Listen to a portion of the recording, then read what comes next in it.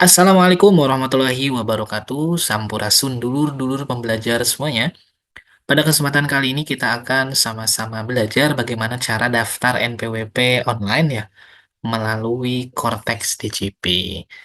Nah, seperti yang kita ketahui, per 1 Januari daftar itu sekarang sudah melalui Cortex ya, bukan melalui ireg.pajak lagi, tapi sudah melalui Cortex. Nah, bagaimana caranya?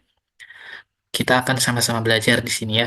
Nah, tapi sebelum kita lanjut, jangan lupa dulur-dulur untuk share, like, komen, dan juga subscribe channel Dulur Pembelajar jika channel kami membantu dulur-dulur. Dan semua dukungan, like, komen, share, subscribe tadi itu menjadi penyemangat kami untuk membuat video lebih banyak dan lebih bermanfaat lagi.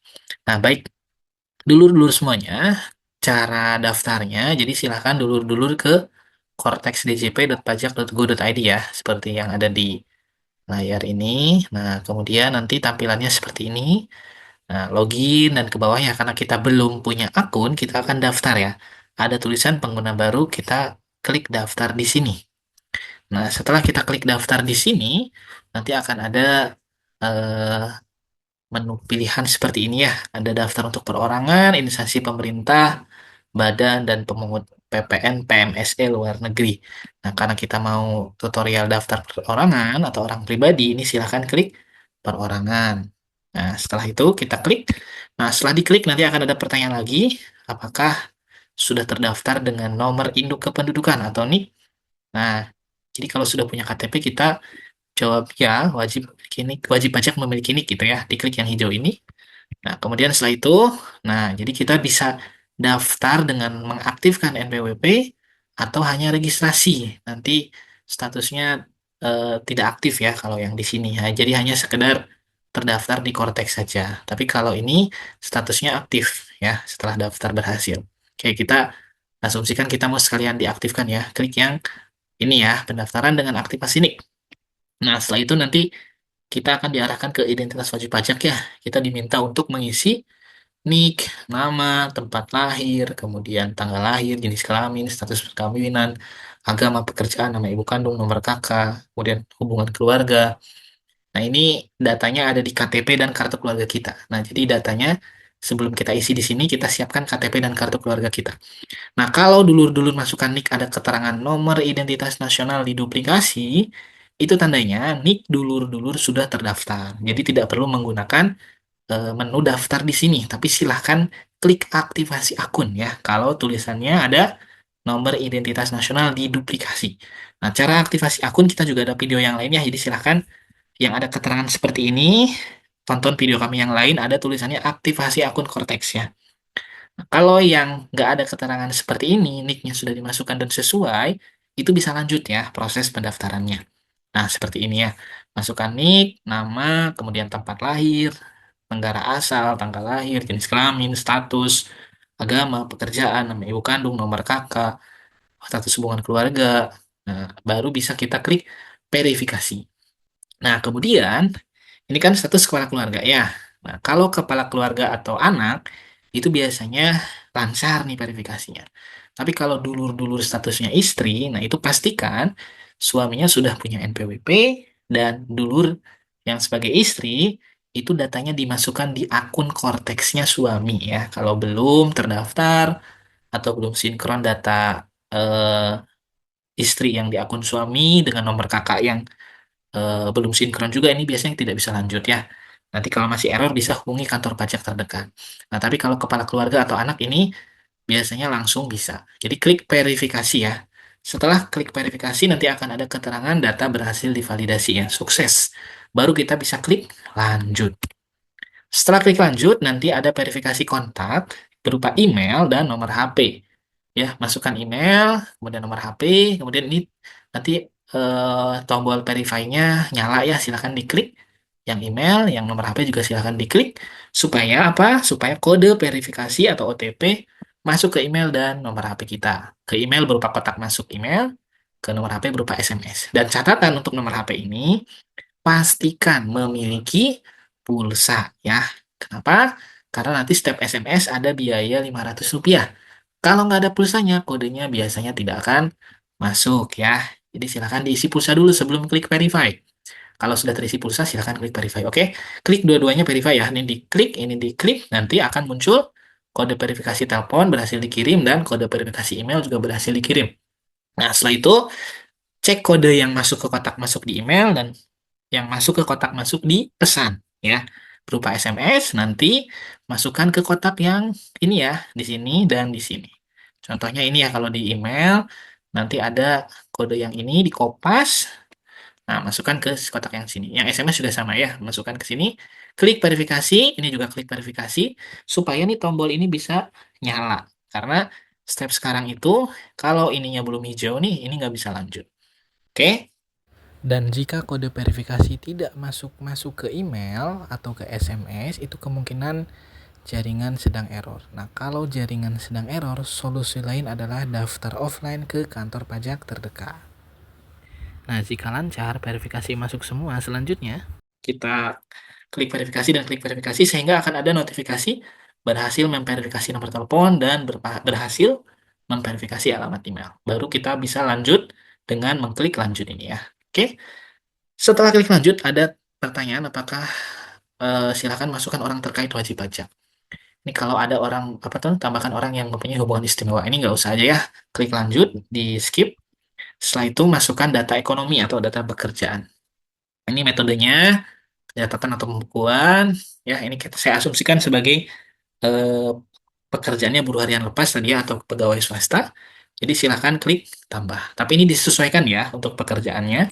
Setelah klik tambah, nanti sumber penghasilan atau sumber pendapatan yang diklik ya.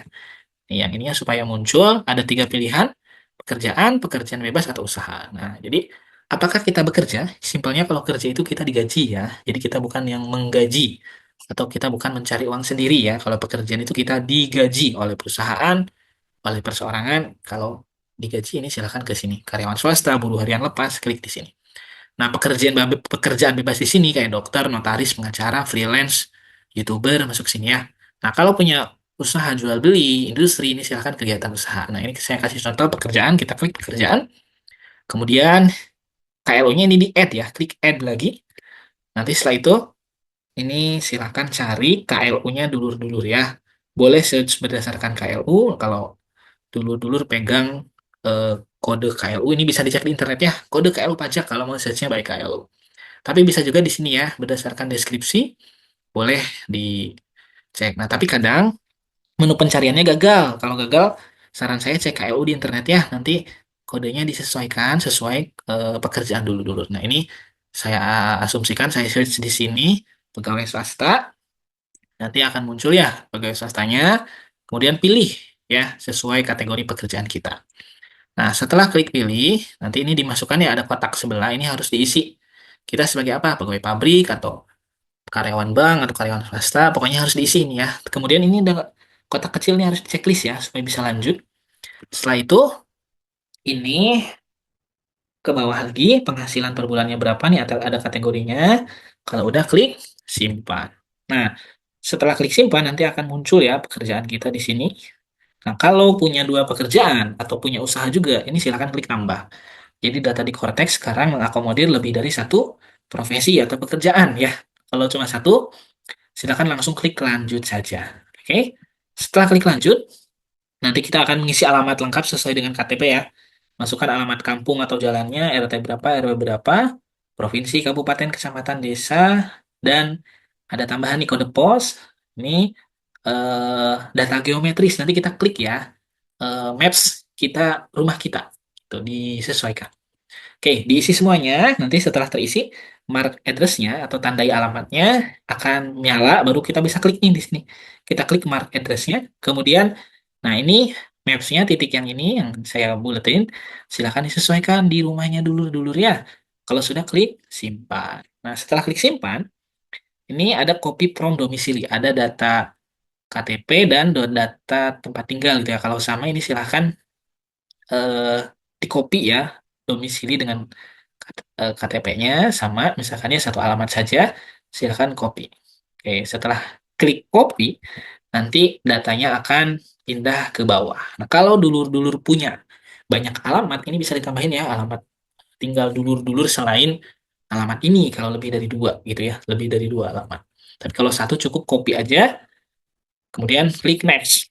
Setelah klik next, ada ambil foto ya. Ini bisa upload foto langsung, face recognition, bisa tag ke foto juga, gitu ya.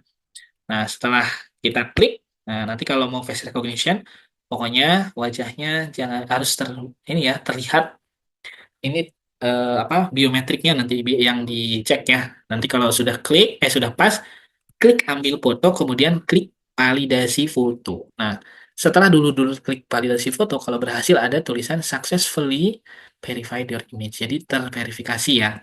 Hingga tombol lanjutnya nyala, baru kita bisa klik lanjut. Nah, setelah klik lanjut, udah selesai pengisiannya. Ini hanya tinggal konfirmasi bahwa data yang disampaikan itu sudah benar dan lengkap dan setuju untuk menggunakan wajib pajak sebagai sarana penerimaan surat dan dokumen perpajakan. Ini di checklist atau dicontreng, klik ajukan permohonan sampai ada pemberitahuan terima kasih telah mengirimkan permohonan Anda. Silahkan periksa email. Nah, setelah ini kita cek kotak masuk, akan ada banyak kotak masuk yang kita terima, meliputi. Ini ada ya, dibaca silahkan hak dan kewajiban wajib pajaknya, bentuknya PDF. Kemudian ada BPS atau bukti penerimaan surat kalau kita sudah daftar. Kemudian surat penerbitan akunnya. Nah, ini berisi password ya, supaya kita bisa login di akun Cortex-nya. Nah, ini yang paling penting nih, NPWP elektronik ya. Kemudian ada surat keterangan terdaftar, ada surat sambutan, dan surat keterangan aktivasi. Tadi kan karena kita pilih menu sekalian aktivasi nick-nya. Oke ya. Nah, yang paling penting dulu-dulu ini ya, dua ini harus ada. Kalau yang lain nggak ada bisa gampang lah ya nyusul atau minta ke kantor pajak. Kalau dua ini dibutuhkan. Kenapa? NPWP kan khawatirnya kita buat persyaratannya yang elektronik. Penerbitan akun nanti isinya password ya.